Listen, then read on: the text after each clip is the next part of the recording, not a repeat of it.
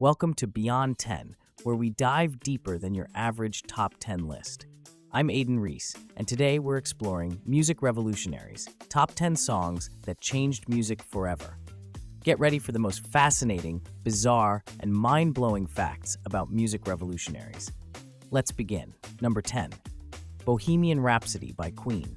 When Queen insisted on releasing a 6-minute operatic rock suite as a single in 1975, their record label executives thought they'd lost their minds.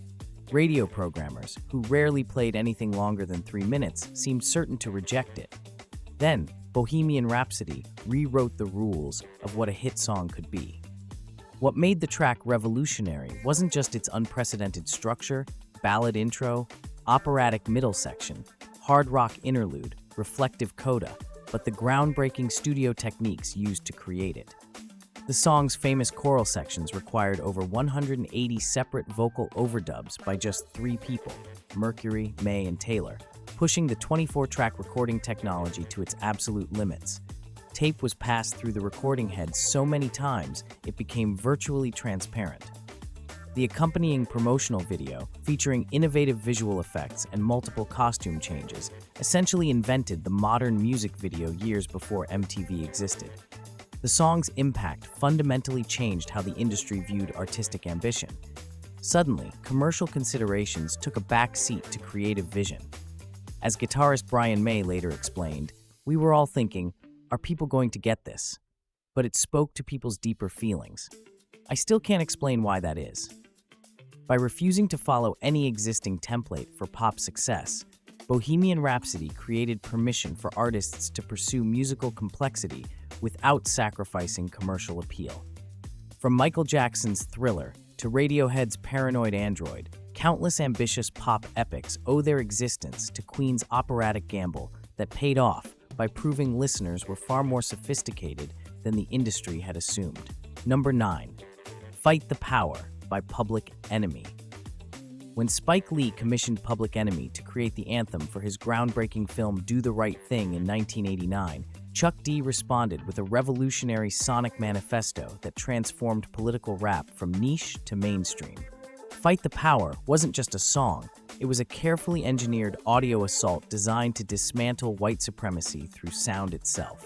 What made the track revolutionary was its densely layered production by the Bomb Squad, who created a furious collage of samples, over 20 distinct sources, fusing funk breaks, civil rights speeches, alarm sounds, and James Brown loops into an overwhelming sonic barrage that mirrored the chaos of urban America. Chuck D's precisely articulated lyrics directly confronted American icons. Elvis was a hero to most, but he never meant shit to me. While Flavor Flav's manic ad-libs provided the perfect counterpoint to Chuck's authoritative delivery. The track redefined what political music could accomplish, not just commenting on injustice, but creating a rhythm that embodied resistance through its unstoppable forward momentum. Its impact extended far beyond hip-hop. Rock bands incorporated its production density, electronic producers adopted its sampling techniques, and political movements worldwide embraced it as an anthem. As critic Nelson George observed, Fight the Power represented the first time that Black rage had been so eloquently and elegantly expressed in popular music. By creating a track that was simultaneously a critical analysis of American racism, a dance floor banger, and a call to action, Public Enemy demonstrated that political art could be both radically confrontational and commercially viable. Number 8. Blue Monday by New Order. When New Order released Blue Monday in 1983, dance music and post-punk rock existed in completely separate universes. Then this Manchester band introduced a 7-minute electronic track with no obvious chorus that somehow became the best-selling 12-inch single of all time. What made Blue Monday revolutionary was its perfect fusion of seemingly incompatible elements. Cold, mechanical drum programming with emotional, human vocals, rock songwriting with dance floor functionality, avant-garde experimentation with pop appeal. The track was created almost entirely on electronic equipment, including a Moog Source synthesizer and an Oberheim DMX drum machine, with Bernard Sumner programming the iconic kick drum pattern by hand, one step at a time. Most revolutionary was the track's production approach. Engineer Michael Johnson enhanced the drums using an AMS digital delay unit synchronizing perfectly at 16th notes, creating the distinctive thump that would influence countless techno and house producers. The song's influence spread like ripples outward, transforming both rock, pushing it toward electronic elements, and dance music, bringing in post-punk's emotional darkness. Its industrial-strength bass line and crisp percussion became foundational elements for Detroit techno, Chicago house, and later EDM. Perhaps most remarkable was the physical product itself. Factory Records released Blue Monday in a die-cut sleeve resembling a floppy disk, losing money on every copy sold because the packaging was so expensive. This physical presentation as technological artifact perfectly complemented the music's machine-made precision, creating a complete artistic statement that bridged the human and the technological. Number 7. Smells Like Teen Spirit by Nirvana. On September 10, 1991, a scrappy band from Aberdeen, Washington released a song that would single-handedly extinguish the glittery excess of 1980s hair metal overnight. When Smells Like Teen Spirit erupted onto MTV, its raw intensity and contradictory dynamics, soft, loud, melodic, abrasive, poppy punk, captured the disaffected mood of Generation X with devastating precision. What made the song revolutionary wasn't just its sound, but its timing. It arrived exactly when youth culture was primed for an authentic alternative to commercial rock's emptiness. The track's distinctive quiet verse, explosive chorus structure created a template that thousands of bands would follow throughout the decade. Kurt Cobain's unpolished vocals and seemingly nonsensical lyrics, a mulatto, an albino, a mosquito, my libido, perfectly channeled adolescent confusion and rage without explaining it. Overnight, Nirvana made corporate rock seem ridiculous. Suddenly, video budgets shrank, record labels scrambled to sign any band from Seattle, and artists reclaimed creative control from managers and producers. The song's impact extended far beyond music into fashion, flannel shirts, cinema, the rise of independent film, and even politics, the Clinton election. As producer Butch Vig later reflected, I remember thinking right away, oh my god, this is amazing, this is going to be huge. It was like a zeitgeist moment. By fusing punk's aggression with pop's melodic accessibility, Smells Like Teen Spirit didn't just change musical fashions, it fundamentally altered how the music industry operated, placing artistic authenticity over commercial calculation for the first time since the 1960s. Number 6. Autobahn by Kraftwerk, continued. In 1974, while most pop music remained anchored in blues-based rock traditions, four emotionless Germans in matching suits unleashed a 22-minute electronic odyssey that would fundamentally alter music's trajectory. Autobahn, with its hypnotic motoric beat and synthesized soundscape, didn't just use electronic instruments, it celebrated technology itself as both medium and message. What made the track revolutionary was its complete rejection of American rock traditions. No blues structures, no guitar solos, no emotional vocals, replaced instead by precise, repetitive electronic patterns that mimic the experience of highway driving. Kraftwerk created much of their equipment themselves, developing sequencer technology that would become standard throughout the music industry. The track's influence is almost immeasurable. Without Autobahn, there would be no techno, no electro, no synth pop, no house music, no EDM. David Bowie was so influenced by the album he moved to Berlin and created his revolutionary Berlin trilogy. Hip-hop pioneers from Afrika Bambaataa to the Beastie Boys sampled Kraftwerk extensively. The band's vision of humans merging with technology predicted our digital age with uncanny accuracy. As Kraftwerk member Ralph Hooter explained, "We are not artists, we are workers. We are bringing the humanity to the technology." By reimagining music as programmed sound rather than emotional expression, Kraftwerk fundamentally rewired popular music's DNA, shifting focus from heart to head, from improvisation to precision, from organic to electronic, a transformation that continues to shape contemporary music. We're halfway through our countdown, and things are about to get even more incredible. If you're enjoying this journey through the top 10 songs that changed music forever, make sure to hit subscribe and that notification bell so you never miss our weekly deep dives into the world's most fascinating subjects. Number 5. Planet Rock by Afrika Bambaataa. When Planet Rock emerged from the South Bronx in 1982, it didn't just create a new sound. It essentially invented entire musical genres that would dominate dance floors for decades. Afrika Bambaataa and producer Arthur Baker crafted a revolutionary fusion by sampling Kraftwerk's Trans-Europe Express and Numbers and combining them with the distinctive beat of the Roland TR-808 drum machine, a piece of equipment that was considered a commercial failure at the time, but would become hip-hop's defining rhythmic voice. What made the track truly groundbreaking was its futuristic vision.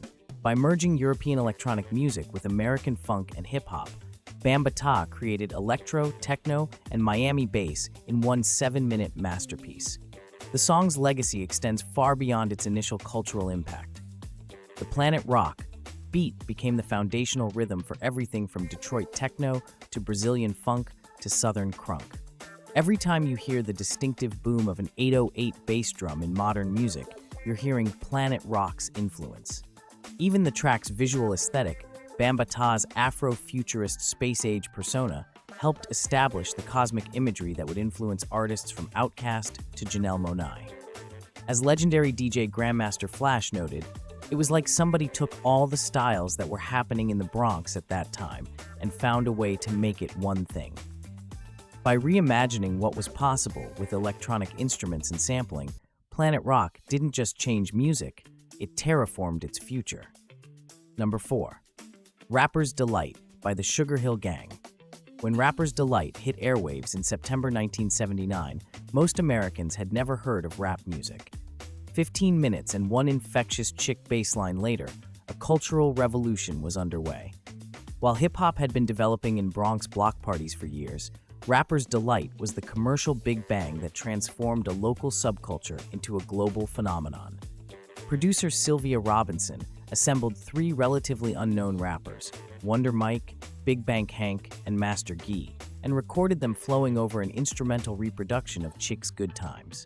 What made the track revolutionary wasn't just its introduction of rap to mainstream audiences, but its format, extended verses of rhythmic boasting and storytelling over a continuous groove, completely unlike the song structures dominating pop radio. The commercial impact was seismic. The 15-minute track had to be edited down for radio play, but still reached number 36 on Billboard's Hot 100 and sold over 2 million copies in the US alone. Though criticized by hip-hop purists, Big Bank Hank infamously stole some lyrics from Grandmaster Caz without credit. Its historical significance is undeniable. Within months, major labels were signing rap artists they'd previously ignored, launching a genre that would eventually become the dominant commercial force in popular music. As Public Enemy's Chuck D later observed, Rapper's Delight was the first rap record that was a complete turnaround. It was the first time the DJ wasn't controlling the rap. Number 3. Tomorrow Never Knows by the Beatles. When John Lennon instructed producer George Martin to make his voice sound like the Dalai Lama singing from a mountaintop, he was pushing for something pop music had never attempted: spiritual transcendence through sonic experimentation. Released in 1966, Tomorrow Never Knows stands as the moment when popular music detached from conventional songwriting and entered uncharted psychological territory. Built around a single C-chord drone and featuring lyrics adapted from the Tibetan Book of the Dead, the track incorporated tape loops, backward guitar solos, and Lennon's voice filtered through a Leslie speaker, typically used for organs, to create a swirling, hypnotic soundscape that mimicked the psychedelic experience. Most revolutionary was the song's complete abandonment of Western musical structure. No chord progression, no chorus, no bridge, just a mantric exploration of timbre and texture. Engineer Jeff Emmerich invented new techniques to achieve its sound, including close miking Ringo's drums and running them through compressors to create the track's distinctive, thunderous rhythm. The song's influence transcends genres. It birthed both psychedelic rock and electronic music, with its DNA audible in everything from Pink Floyd to Chemical Brothers. Paul McCartney later reflected on its historical significance. It's still ahead of its time. I don't think anyone's actually topped it. As the closing track on Revolver, it signaled that the Beatles had moved beyond being merely a pop group. They were now sonic pioneers, charting music's future. Number 2. Good Vibrations by the Beach Boys. When Good Vibrations hit the airwaves in 1966, it didn't just sound unlike any pop song before it. It sounded unlike anything listeners could imagine was possible. What made this pocket symphony revolutionary wasn't just its kaleidoscopic structure, which abandoned verse-chorus convention for a suite of distinct musical cells, but the unprecedented production techniques that created its otherworldly sound. Brian Wilson spent 8 months and an unheard of $50,000, equivalent to $400,000 today, crafting the 3.5-minute masterpiece across 4 different studios, splicing together countless recording fragments like a sonic collage. Most revolutionary was Wilson's use of the theremin, an electronic instrument that produced the song's signature eerie wail, marking one of the first successful integrations of electronic instruments in mainstream pop.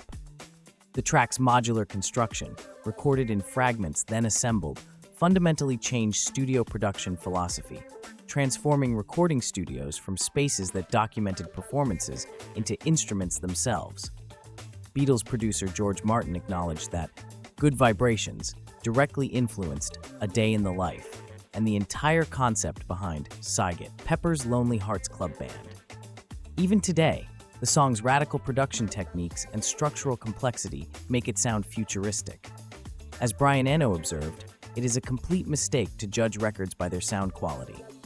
Good Vibrations is possibly the worst-sounding record of all time, but one of the greatest records ever made. Number 1. Rock Around the Clock by Bill Haley and his Comets. Before 1955, rock and roll existed on the cultural fringes, a rebellious rhythm bubbling beneath the surface of American music. Then came the moment that lit the fuse. When Rock Around the Clock was featured in the opening credits of the juvenile delinquency film Blackboard Jungle, it transformed from a modestly successful single into a sonic revolution. Teenagers rioted in movie theaters, literally tearing up seats while dancing to the pulsating beat that spoke directly to their post-war restlessness.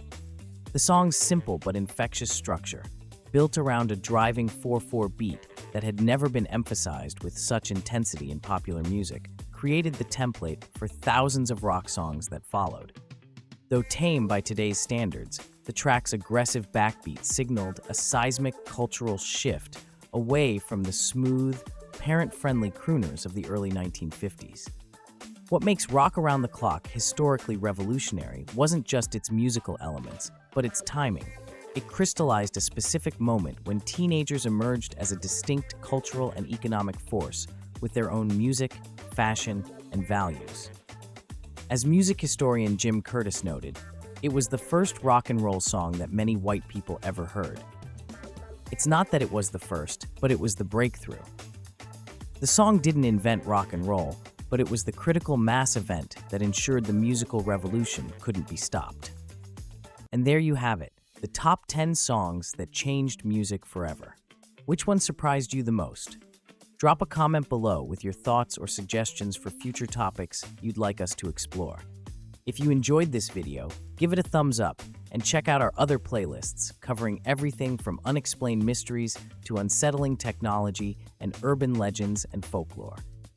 This is Beyond 10, where we don't just list facts, we uncover the extraordinary stories behind them. Until next time, keep questioning, keep exploring, and remember, the most interesting things in life deserve to be ranked.